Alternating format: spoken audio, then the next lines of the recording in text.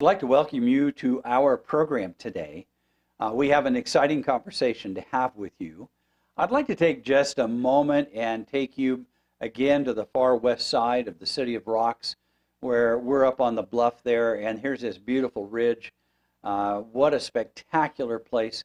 Climbers come from all over the world to enjoy this location for rock climbing. Wished I had time to show you a whole series, because on top of these rocks, just a little further to your left, there are folks standing up there, and I don't know how high that is, several hundred, maybe 1,000 feet, I don't know. Pretty spectacular place, though. Thank you, Sherry.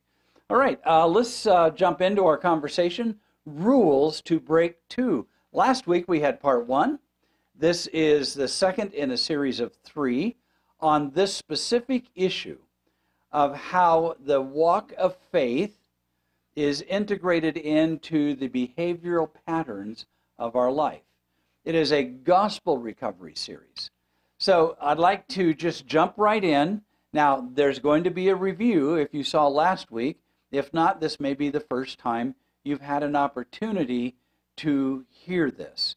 There are 3 basic rules that are the basis of failed relationships, that are the basis of most all addictions. May I just say these rules are the cause of global and international conflicts. That's how important these 3 rules are. I'll just go through them with you briefly. The don't talk rule. That's where you are silenced and not allowed to speak your perspective or your mind. There is the don't trust rule. That is, I don't have to believe a word you're saying. The third one is the don't feel rule. Now, obviously, as you can see on your screen, today we're going to be discussing the don't trust rule. Now, learning to break these rules in your faith walk with Christ is the beginning of a journey of healing. So, here's how the cycle works. We end up beginning the story with this pain emotionally or physically in our heart or in our body. Or we could say we have a love hunger, an emptiness inside. We could have low self-esteem in which we just feel that nothing we say or do just simply matters to anybody else on the planet. That is where this cycle begins, is when we are encountering that pain and love hunger inside of our heart. Now, what happens then is we move to the addictive agent, that is our relationships. And I made a list of the various relationships. It is not exhaustive. It is only an introduction. There is the relationship with food. You've heard of the saying, comfort food. That is an important term because there are certain ingredients in food, in fats and oils and carbohydrates and even proteins that satisfy us physically and emotionally. There's sugar. There's work. I want to talk about work for just a moment. We are really designed to work somewhere 8 or 9 hours a day normally. But when you begin to cross that threshold into that 10, 12-hour day, your brain begins to release powerful endorphins, as powerful as heroin. People call that the second wind, where you can work 15, 16, 18 hours straight. That is chemistry from your own body that gives you a rush. There are people who are addicted to friends and they're depressed if they don't have enough. There's the addiction of shopping. The thrill of just spending money just gives a satisfying feeling to some. Now, when I say anger, I'm not talking about anger that is brought about by justified anger, things that are an injustice. I am talking about the use of anger to manipulate those around you. Rage is different.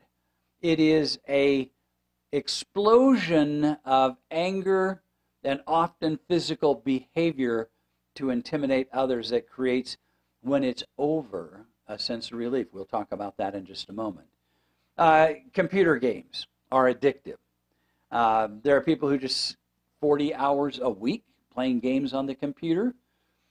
Porn is a controversial addiction. Some tell you it's not an addiction at all.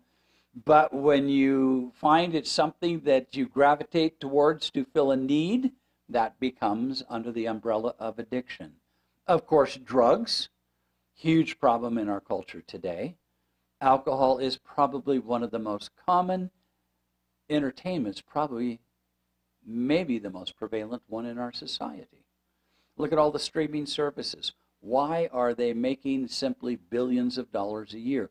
Because they are streaming things to distract you and fill an emptiness or void in your heart and in your life. So, now that you have an interaction with the relationship of these agents, then you have this temporary pain relief or an anesthesia that just, everything's really just fine. But the question is it really? Then there's the consequences. The relationship pain, the emptiness, that all those things on that list actually are unable to actually fill the void in your heart. Then the loneliness comes back, the isolation, and the fear. And the cycle repeats itself because we end up with guilt and shame, and it is that guilt, true or false, and that shame that will bring about the love hunger, number one. It is a cycle.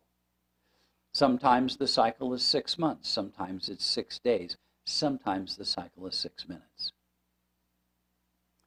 It is just simply the truth of our human nature. I'm not pointing fingers. I'm not calling everybody an addict. I'm just simply showing you what is the truth of our humanity and how it works in a very simplistic and very basic story. Stop and think about your life. What do you gravitate?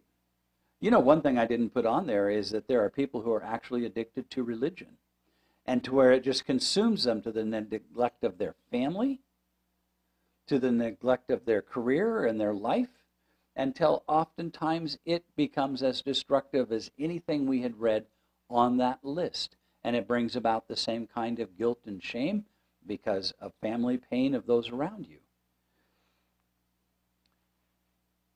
The cycle can repeat itself, or in a faith relationship with Jesus Christ, that cycle can be broken.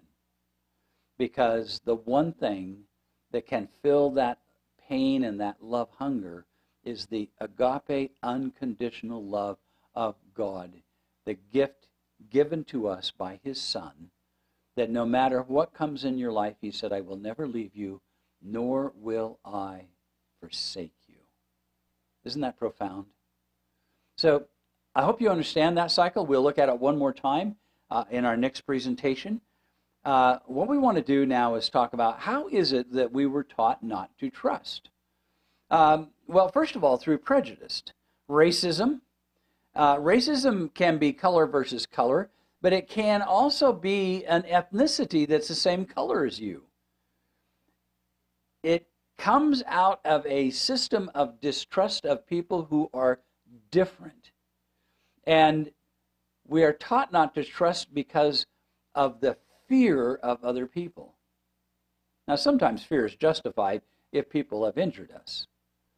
But what I'm talking about is the people we don't trust and we fear because we simply do not know them. Maybe they're from another country. Maybe they're from another state or another part of town or from some other institution. There is just that sense of fear that can exist, and through that we don't trust. There is religious prejudice. Samaritans versus Jews. The Jews would have nothing to do with Samaritans and vice versa. It was a long-term hatred and religious conflict. But then today we have Christians versus Jews. We have Protestants versus Catholics. We have Muslim versus Christians or vice versa on any of these. And then there's the Hindus, who have been persecuted from most everybody above them on that list as well. And that religious prejudice exists because we are taught to not trust. And it has a profound impact on our religion and our religious relationship with others. And if you live by faith, look at Jesus. He crossed the boundaries. He ministered to Romans, which were pagans. He ministered to Samaritans. He ministered to Jews, to lepers, to women. Every unacceptable person in the culture, Jesus crossed over that line because he was free in his relationship with the Father to embrace any human being that he would encounter anywhere on this planet. And I'm trying to tell you that in the life of faith, you can have that freedom to not fear and to value and learn to trust.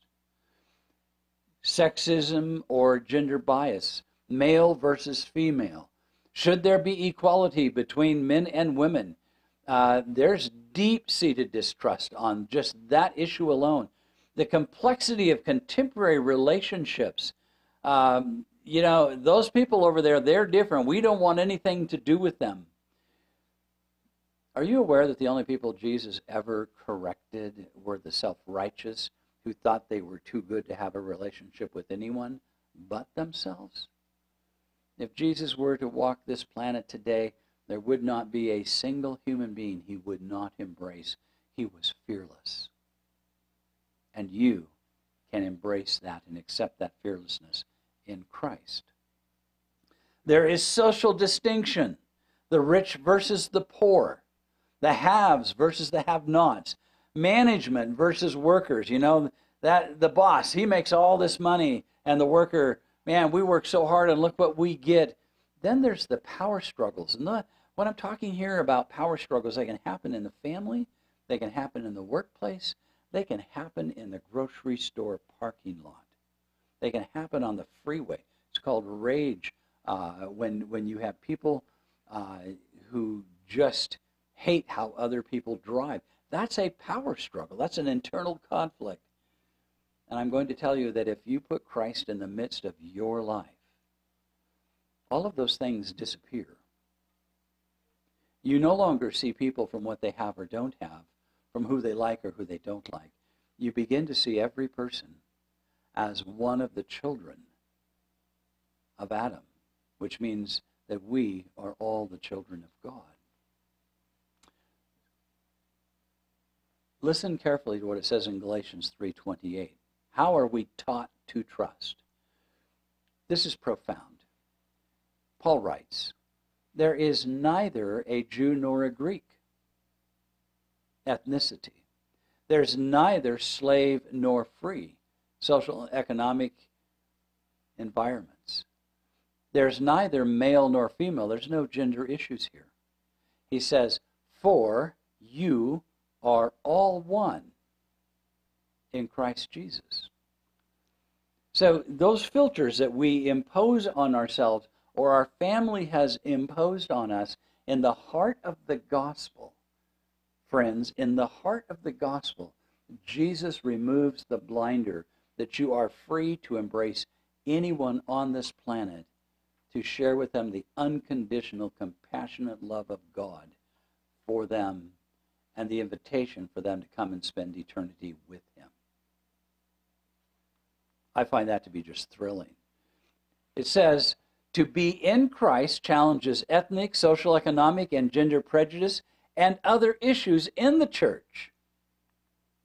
But I don't want to stop there. To be in Christ challenges ethnic, social, economic, gender issues in our secular communities we live. In other words, as a Christian, we enter into this world in Christ free to minister to every single human being on the planet, irregardless of other people's prejudices. Can you imagine the Christian church being free of prejudice? There wouldn't be a single person on this planet that we wouldn't just want to sit down and enjoy getting to know who they are and what their life is all about. God himself gave Adam a companion. He provided a helpmeet for him, a helper corresponding to him who was fitted to be his companion and who would be one with him in love and sympathy to be a support. Listen to what this author wrote probably 110, 115 years ago. A Christian writer, listen to what she had to say. Eve was created from the rib taken from the side of Adam, signifying that she was not to control him as the head, nor to be trampled under his feet as an inferior, but to stand by his side as an equal, to be loved and protected by him, a part of man, bone of his bone, flesh of his flesh. She was his second self, showing the close union and the affectionate attachment that should exist within the marriage relationship. I found that. I thought, 110, 120 years ago, the early Christians, the early church was kind of figuring this out a long time ago. The question is, are we figuring it out today? Where husbands and wives stand side by side, co-equals in the home. Here's the way we are taught to not trust. First of all, there's labeling. The purpose of a label is to deny a person's humanity, feelings, emotions, and life experience. There's name calling. When I was in grade school, I had this tumor that stuck out about 1 inch off my right eye here, and it was between my eyeball and my eyebrow, and it was quite a protrusion, and so I was called Popeye. And it wasn't a nice way of saying it. It was a put down. Now, I just want to tell you this. When you're 8 years old and you're called Popeye, and these are the only kids you know, I learned how to make friends with all of them, but it did not take away the reality and the discomfort of being called a name to demean. The purpose of name calling is to demean and abuse another verbally.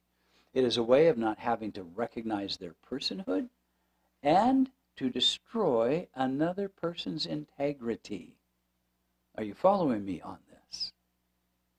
Profoundly important that labeling dehumanizes. Name calling is demeaning and abusive. And it's integrated into everything in our culture and society. But it is not God's will for our life. He came to set us free. If we live by faith, we are free from labeling and name calling. And here's accusation. Now, folks, I want you to pay attention to this. I think what you're about to hear is going to be quite shocking. The spirit of accusation. Are you ready? Here we go. In Revelation 12, verse 10, it says something absolutely profound. Then I heard a loud voice in heaven saying, "For now have come the salvation and the power and the kingdom of our God and the authority of his Christ. For the accuser of our brothers and sisters, who accuses them before our God day and night, has been hurled down." Did you catch that? The accuser of humanity, who accuse them in the presence of God as being unworthy of being savable, is Satan himself. The spirit of accusation, I kid you not. Accusation is a manifestation of the spirit of Satan, and it has no place among Christians today. When you encounter this particular spirit, you can and must stand for Christ against it, who does not accuse, but redeems and offers grace. You can't have prejudice. You can't have hatred. You can't have name calling. You can't have labeling and then run up and put your arm around him and say, "I'd like you to meet my Christ because he's just like me." You see the incongruency, you see the inconsistency when we try to witness. and participation of the spirit of accusation, labeling, name-calling. Notice Paul writes this: in Jesus Christ there is acceptance. I'm arguing here, friends, the Christian world at large, we have some room to grow. In Christ there is acceptance. Therefore, there is now no condemnation for those who are in Christ. Did you know that Jesus trusts you? Have you ever asked yourself this question? Why should God trust me? Why should God trust you? Ponder that for just spend an afternoon in meditation and prayer and say, God, why should you trust me? Aren't you a sinner in need of Jesus every moment? Isn't that our true reality? So why does God trust you? Oh, did I just give it away? God trusts you? Of course he does. The question is, do you trust yourself? That's a huge issue today. If God trusts you, do you trust yourself? If God does trust you, do you feel free to give that trust away to others responsibly and carefully? I want to show you how Jesus broke the don't trust rule. In Mark chapter 5, verses 1 to 20, I'm just going to read you part of the story. There's a demoniac at Gerasene.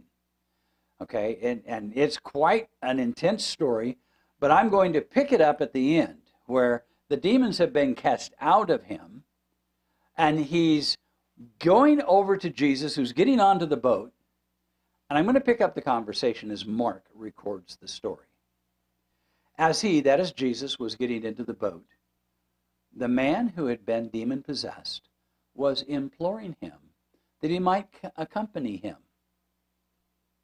And Jesus did not let him, but he said to him, "Go home to your people and report to them what great things the Lord has done for you and how he has had mercy on you."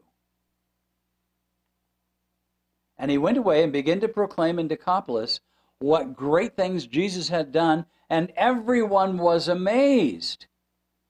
Now, Jesus trusted this young man to become an evangelist and go and tell what had happened to him.